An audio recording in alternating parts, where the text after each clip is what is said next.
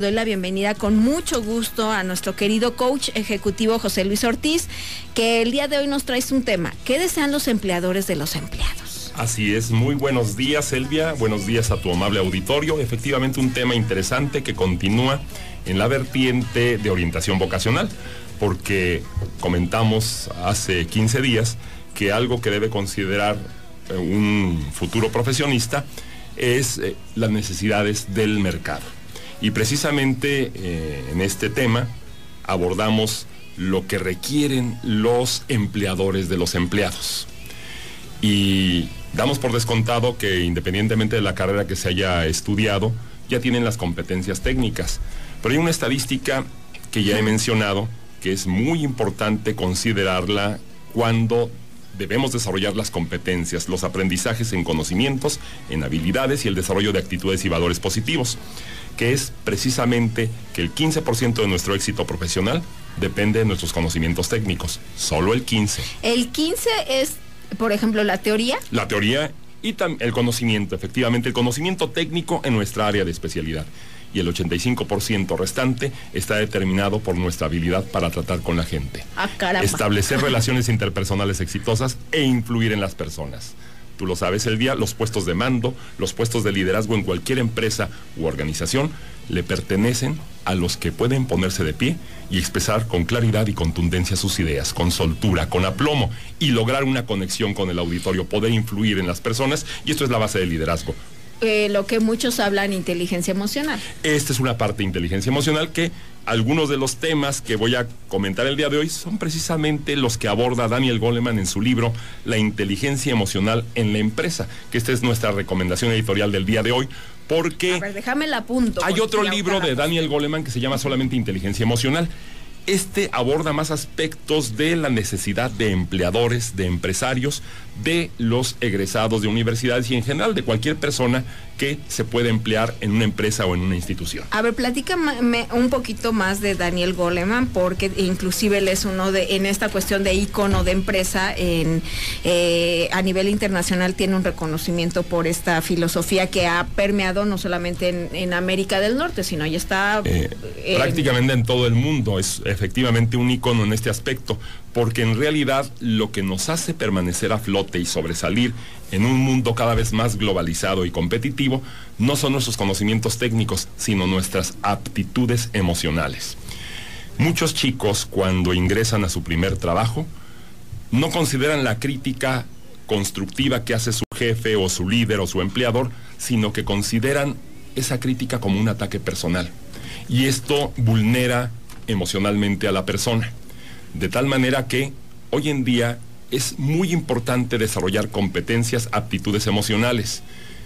La gente es contratada por su perfil técnico en muchas ocasiones y a veces por ciertas características o competencias en general.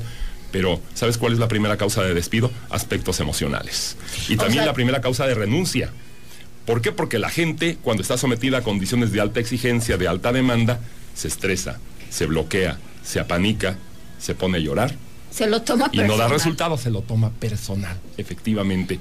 Y esto no nos dan la preparación suficiente en la mayor parte de las universidades. El desarrollo de aptitudes, de competencias emocionales, formar en el carácter, en el compromiso, en la integridad, en la tolerancia, esto difícilmente se adquiere este aprendizaje en las universidades y necesitamos nosotros desarrollarlo. Los chicos necesitan desarrollarlo en actividades extracurriculares. Por ejemplo, si alguien acepta ser presidente de la sociedad de alumnos de su carrera, esto ayuda mucho a fortalecer, a apuntalar competencias de liderazgo, de comunicación, de trabajo en equipo, trabajo bajo presión. Esto frecuentemente aparece en las vacantes de los empleadores, trabajo bajo presión. De una cuestión crítica. Así es. O sea, obviamente, si es algo nuevo, no puedes esperar que lo sepas. Efectivamente. Y aparte, por ejemplo, en esta dinámica, tú sabes que en los últimos 50 años ha habido un avance tan tecnológico que lo que antes aplicaba y bueno, también el ser humano evolucionado ya no aplica hoy, pero a veces nos quedamos, no es que ya lo que yo estudié hace 40, 20 años es lo que necesito aplicar hoy, no, porque la vida es constante actualización. Y ahora más que nunca, el cambio tecnológico se da a una velocidad vertiginosa, lo que hace un año funcionaba, ahora ya no funciona. Es muy probable que muchos de los conocimientos que los estudiantes estén adquiriendo hoy en día sean obsoletos cuando se gradúen. Por eso es tan importante desarrollar una competencia que es fundamental: autoaprendizaje, aprender a aprender. Y esto adaptarse sobre la marcha a las necesidades y a las vicisitudes que impone la sociedad, la empresa o la institución en la cual porque fíjate, en la cuestión del empleador, claro, para el empleador vale más la actitud y la disposición que el empleado tenga para aprender.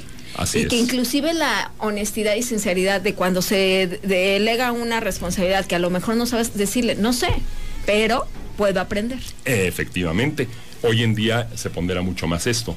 ¿De qué nos sirve tener a alguien que tenga maestrías, doctorados, tenga calificaciones académicas muy altas si no es íntegro? De nada le sirve a un empleador si no es una persona en la cual pueda confiarse. Es más importante entonces la integridad, la responsabilidad, el compromiso y ser asertivo. Comprender antes de ser comprendido. Relaciones sinérgicas, establecer relaciones ganar-ganar. Esto es hoy en día mucho más importante y es de lo que nos hablan pues los grandes gurús de la inteligencia emocional, del liderazgo y de la inteligencia financiera, incluso como Robert Kiyosaki. ¿Cómo empezamos a transformar nuestra perspectiva desde este punto? Porque vamos a entrar en un autoanálisis.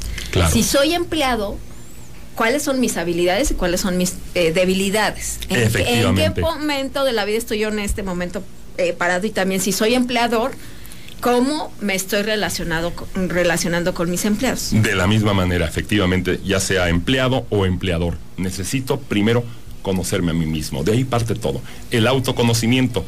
Porque si tú no eres sensible a tus debilidades, a tus áreas de oportunidad, ¿cómo vas a poder superarlas si no eres consciente de que las tienes? El primer paso para curar una enfermedad es el diagnóstico, el ser consciente que las tengo y entonces después vendrá un tratamiento adecuado. Necesitamos hacer un autodiagnóstico de nuestras competencias, de nuestras fortalezas y apuntalar mucho esas fortalezas, desarrollarlas, lo que nosotros llamamos talentos, algo con lo que hemos nacido y que es un compromiso personal desarrollar. Y entonces, desde esta perspectiva, ¿cómo saber lo que desean los empleadores de los empleados? Sí, generalmente ellos esperan un buen desempeño en las áreas técnicas, pero sobre todo en la entrevista poco averiguan al respecto. Para ellos, los egresados de las diferentes universidades ya tienen estas competencias técnicas, lo asumen.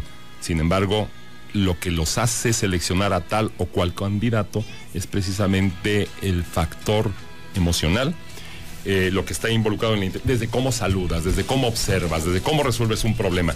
Te plantean problemas semejantes a los que podrías tener tú en tu trabajo y entonces ellos analizan cómo lo afrontas, cómo es que lo planteas y cómo podrías llegar a una solución satisfactoria. Eso para ellos es más importante. Y también para que los chicos lo sepan y los padres de familia, normalmente creemos que en la industria o en la empresa la mayor parte de los problemas van a ser técnicos. No, no es así. El 95% de los problemas con los que te enfrentes profesionalmente son de índole humana. Y es en lo que menos nos preparamos. Creo que vale mucho la pena que las universidades, que no lo están haciendo hoy en día, muchas facultades de ingeniería no están preparando a las personas en el desarrollo de estas competencias que son altamente valoradas. Yo te voy a mencionar las 5 fundamentales. Número 1, liderazgo, que en realidad no es una competencia, es un perfil de competencias. En el libro de Maxwell, precisamente, encontramos que hay 21 cualidades indispensables de un líder, como el compromiso, carisma, como también lo que es la valentía, el tener valor para hacer las cosas, la visión, la conexión, la congruencia. Son una serie de cualidades que son indispensables. Esos hay que tenerlos, indiscutiblemente. Pero también la comunicación. Pasamos de largo, que bueno, aunque en realidad una competencia fundamental de liderazgo es la comunicación. No podemos tener a un líder si no se puede comunicar, efectivamente. Entonces, dentro de la comunicación, necesitamos considerar, hace rato lo preguntabas, un segundo o un tercer idioma. He asistido a empresas aquí mismo en la ciudad de Querétaro o cercanos a la ciudad en la que la gente solamente se comunica en inglés. Uno entra y los colegas que están en el escritorio adyacente se comunican en inglés, las llamadas telefónicas son en inglés. Entonces, hoy en día el inglés es un elemento fundamental en este perfil de competencias de lo que los empleadores necesitan de los empleados. Esto estoy hablando para egresados universitarios, por supuesto, nivel licenciatura en adelante. Pero ahora ya el segundo idioma no parece ser suficiente. Entonces hay empresas que tienen otro origen, diferente al inglés, australiano o de los Estados Unidos. Entonces hay muchas empresas italianas, francesas, alemanas, coreanas, que sería genial entonces que desarrolláramos estas competencias. Comunicación es fundamental. Otra más, esto es parte de la inteligencia emocional, trabajo bajo presión. Aquella persona que puede conservar la calma, analizar las alternativas de solución y dar una propuesta al problema, entonces tiene una inteligencia emocional desarrollada. Esto es fundamental hoy en día, saber trabajar en equipo, es otra que es importantísima, y la que te mencionaba, autoaprendizaje. ¿Por qué? Efectivamente. Autodidacta. Ser autodidacta, efectivamente. O sea, hoy en día aprendemos mucho más siendo autodidactas, pero necesitamos desarrollar hábitos fundamentales como el de la lectura. Para ser autodidacta hay que leer mucho. Es impresionante cómo hoy en día, a través de internet, se ofrecen cursos gratuitos por las mejores universidades del mundo, como Stanford. Esta universidad ofrece a través de Coursera, que es una buena liga de internet, se escribe Coursera, ¿sí? En esta liga tú vas a encontrar una serie de cursos que son gratuitos. Y hay cursos que la Universidad de Stanford, entre otras universidades, el Tecnológico de Monterrey también tiene algunos cursos en Coursera. Empresas familiares, creo que es uno de ellos, que está subido por el TEC de Monterrey, y son gratuitos. O sea, tú puedes aprender como autodidacta. No sepas ahora ya no es pretexto, no de hay que ningún digas, pretexto, es que no tengo dinero. la... No, lo que te falta es voluntad. Eso es importante, porque hoy en día a través de internet lo tienes todo. Tienes cursos de inglés al alcance de un teclazo, tienes cursos a nivel universitario, y dentro de varios cursos que ofrece la Universidad de Stanford en los Estados Unidos, en Coursera, te piden que leas un libro por semana. Esa es la dinámica. Claro, esa es la dinámica. Es muy triste como, por ejemplo, países como Chile, que hoy en día ya lo consideramos un punto aparte en el contexto latinoamericano, por el alto nivel de desarrollo que ha logrado, un buen nivel de vida, pues es que ellos están leyendo 8 libros en promedio al año. En promedio. Entonces, por ahí decimos en el lenguaje de las computadoras, si nada entra, nada sale. Exacto. Entonces necesitamos ponernos a leer y aplicar los conocimientos, porque a veces leer el libro de inteligencia emocional de Daniel Goleman es sencillo, comprenderlo es sencillo, es muy asequible. Pero a ver, aterrízalo. Efectivamente, aplicarlo, ese es el principal reto. Porque el conocimiento no es conocimiento hasta que es aplicado. Hay que aplicarlo, conocimiento funcional, hacerlo parte de nuestra vida. Entonces, es ahí donde nosotros podemos ir aprendiendo. Por eso yo, por ejemplo, a mis alumnos les encargo leer mucho, y no solamente que lo lean, sino que me desarrollen ensayo, que escriban. Porque leer y escribir es fundamental, efectivamente. Necesitan hacer un análisis, una reflexión, una síntesis de lo que leyeron, y además lo tienen que aplicar. Y no les pido un ensayo del resumen del libro, no, ni de la opinión del libro tampoco, sino un ensayo en el que ellos me estén reportando efectivamente sus aplicaciones. Y esto para mí es muy motivador, porque veo que cuando sus relaciones familiares, sociales, con la novia, con los amigos, han mejorado, su desempeño académico también mejora. Entonces todo impacta todo. Nuestras diferentes áreas o facetas están relacionadas. Cuando un chico se despide bien de su madre con un abrazo y un beso, sale poderoso a afrontar los retos del día. La parte emocional es fundamental hoy en día para el aprendizaje y para el desempeño en la vida. Porque también en esto entra en una cuestión de desde un principio, por ejemplo, en los jóvenes, y también aquí sería un mensaje para los papás, que en algún momento de la vida y la educación sí era la proyección del papá en la educación del hijo. Así es. Lo explico. Si el papá quería que el hijo fuera doctor, así era, ¿no? Y si el hijo no quería, bueno, no había como un punto de opinión. Ahora las cosas están transformando. Claro. Y aquí también respetar la decisión cuando tome una vocación es también darle alas para volar, porque la medida que él haya elegido con responsabilidad, con compromiso, va a llegar a este punto que me estás diciendo, liderazgo de comunicación, porque ama lo que hace, ama su trabajo. Así es, eso es fundamental hoy en día. Déjalo ser. Y claro, con una adecuada orientación, como ahora la que estamos dando. Sabías, por ejemplo, que las carreras más demandadas para el año 2030, ya se han publicado algunos artículos, son las diferentes carreras de ingeniería. ¿Por qué? Porque el desarrollo tecnológico es acelerado. Entonces, los ingenieros van a estar muy demandados para el 2030 y otra cosa más, son los mejor pagados en promedio. Entonces, ya tienes una orientación. ¿No quieres estudiar ingeniería? Claro. Sé consciente de que tú no quieres estudiar ingeniería y que te apasiona la comunicación. Y si te apasiona la comunicación, como te apasiona a ti, Elvia, seguramente vas a vivir muy bien de la comunicación. Es tener ese ingrediente fundamental, que es un ingrediente motivacional, no son conocimientos. La única forma de que alguien haga algo y bien es que quiera hacerlo. Y esa es la parte motivacional. No, y por ejemplo, lo que estás hablando en la cuestión de ingeniería, yo me acuerdo que ingeniería estaba peleado con humanidad, ¿no? Era como, es humanidades y son ingenierías. Y ahora ya y no. Ahora, y ahora ya no. Un buen ingeniero debe ser José muy buen Luis. humanista. Claro, ¿por qué? Porque hoy en día los ingenieros sabemos, somos sensibles, que el 95% de los problemas con los que nos vamos a encontrar en nuestra práctica profesional van a ser de índole humana, no de índole técnica. Por eso, chicos de ingeniería, hay que entrarle a las humanidades. Hay que leer a Kiyosaki, a Goleman, a Carnegie, a Covey, a Maxwell, a todos ellos, porque ellos nos dan los elementos fundamentales para desarrollar nuestras competencias emocionales y nuestras competencias interpersonales.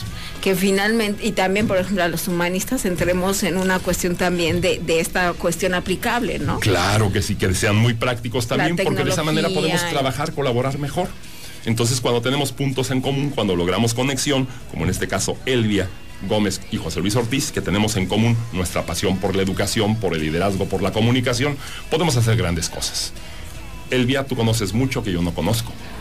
Yo puedo conocer cosas que tú no conoces. Juntos podemos hacer grandes cosas. Porque también esta es una cuestión de dejar el ego a un lado. Por supuesto. ¿No? Ser humilde. Ser humilde y entender que, o sea, este mundo tú no lo vas a arreglar solito. No, necesitas de los demás. Del otro. Nadie, absolutamente nadie triunfa solo. Bill Gates tiene todo un ejército de personas que están colaborando con él. Steve Jobs lo tuvo. Que fíjate, entonces, lo tuvo.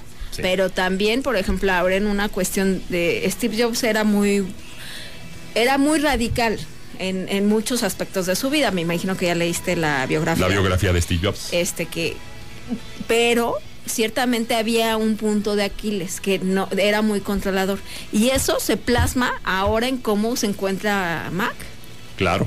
Claro. O sea, porque como él era el que controlaba muchos de esos aspectos, Mac, después de su muerte entró en una cuestión de crisis. De crisis. Porque se les fue la cabeza claro, del asunto. Un gran líder en el que se centralizaban muchas de las decisiones, efectivamente. Y un líder sabe que no puede ser así. Un líder debe delegar, efectivamente. Debe empoderar a los demás, porque un líder no tiene seguidores. Un líder forma líderes. Un buen líder forma líderes. Cuando yo veo las visiones y las misiones de las diferentes universidades, yo me quedo solamente con formar líderes. ¿Por qué? Porque conlleva todo lo demás. Ser líder conlleva comunicación.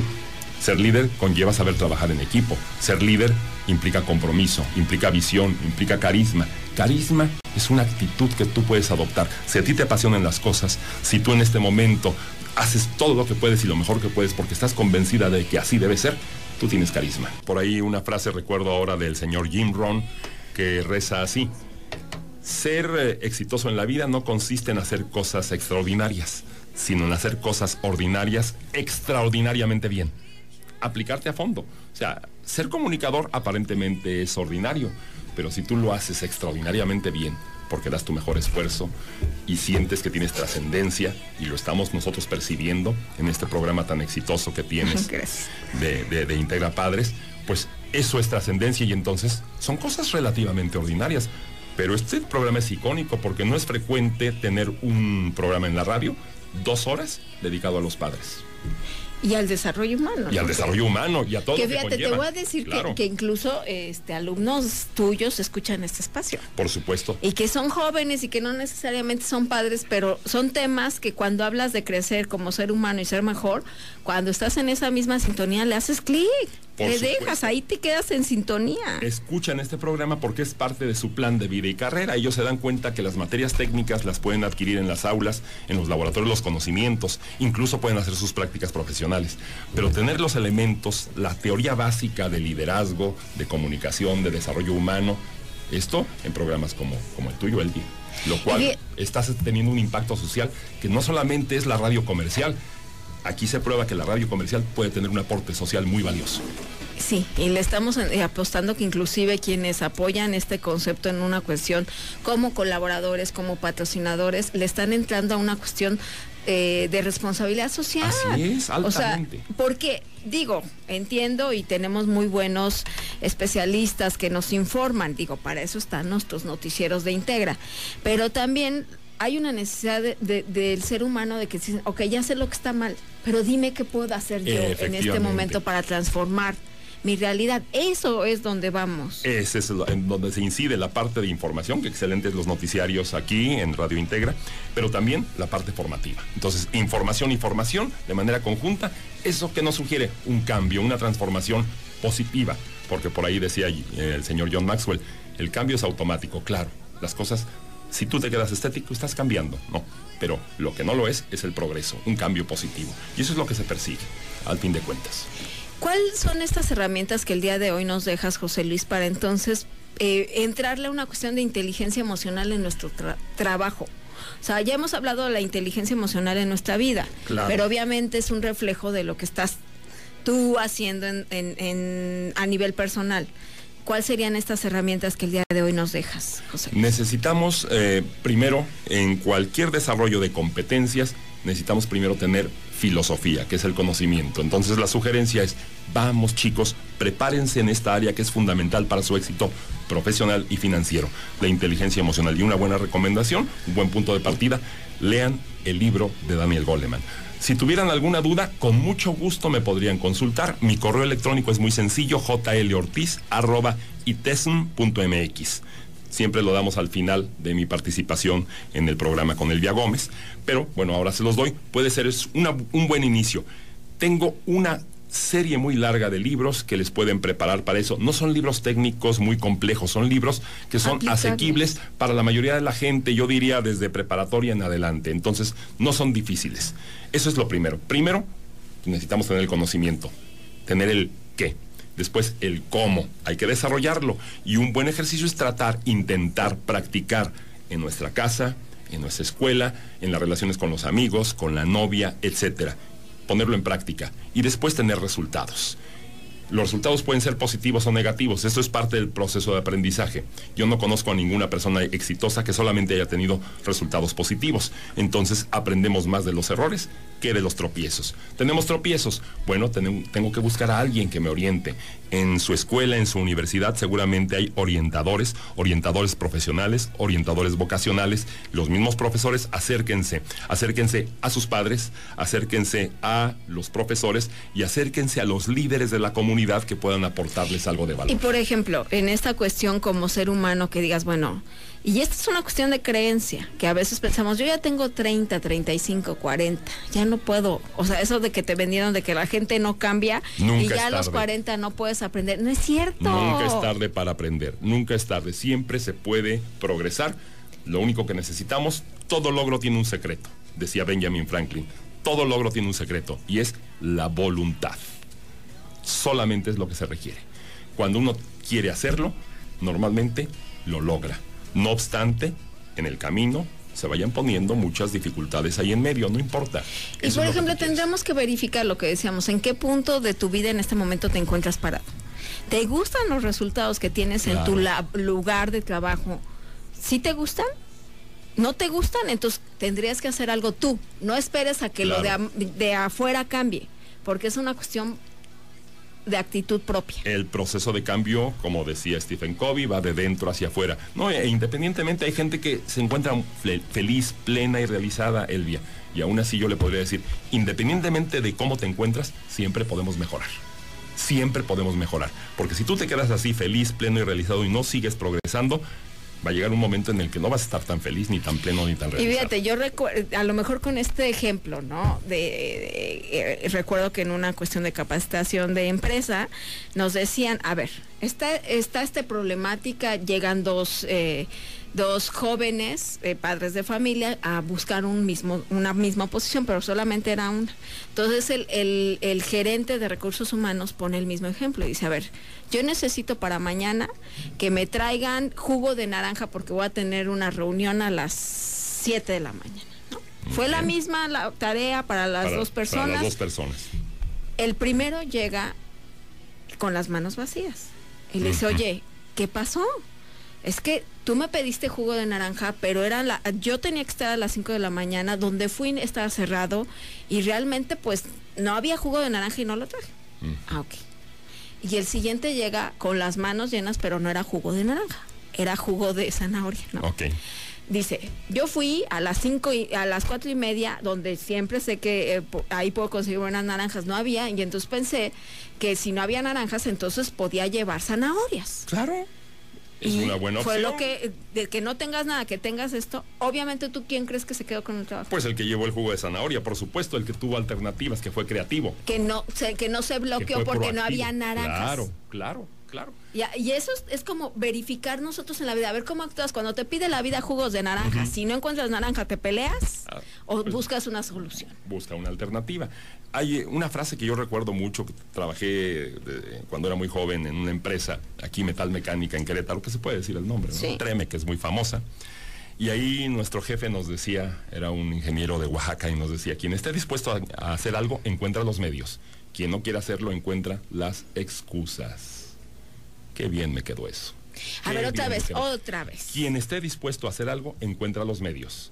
Quien no quiera hacerlo, encuentra las excusas. Y fue lo que encontró este chico. Fueron excusas, pretextos, porque pudo haber hecho otra cosa y no la hizo. Porque lo más fácil es quedarse ahí postrado y a ver qué pasa. Ser puramente reactivo. Y el otro chico que hizo jugo de zanahoria fue proactivo. ¿Sabes qué? Tengo la iniciativa. No hay posibilidades de naranjas. Busco una segunda alternativa, pero doy mi mejor esfuerzo. Estoy dispuesto a hacer algo y encuentro los medios. Y fíjate, lo peor de todo, que en esa excusa, entonces el enfoque se empieza a perder. Claro. Viendo que el otro, cómo lo está haciendo bien, porque él sí, porque a mí no. Claro. Eso es un punto en el que significa que estamos paralizados, ¿eh? Por supuesto. Y entonces, si en lugar de dejarte enfocar a que si al otro le va bien, mejor pregúntate, el día de hoy, ¿qué voy a cambiar de mi manera de reaccionar, de actuar, de mi capacitación para entonces mejorar un resultado? Por supuesto, hay que mejorar, dices por ahí, en el año yo quiero mejorar un 100%. Quiero ser 100% mejor que como ahora soy. Pues muy sencillo, no mejores 100% de un día para otro. Mejora un 0.3% cada día. Cada día. Lee un libro más, practica algún deporte, infórmate mejor, ponte retos, mejora 0.3%. Eso no es tan complicado. John Maxwell, cuando le preguntaron, ¿cómo le has hecho para escribir 72 libros? Esto es maravilloso y además todos los libros son buenísimos. No hay ninguno. ¿Y dices algo diferente? ¿Qué dice nada más? Pues solamente me pongo a escribir todos los días un poco, nada más.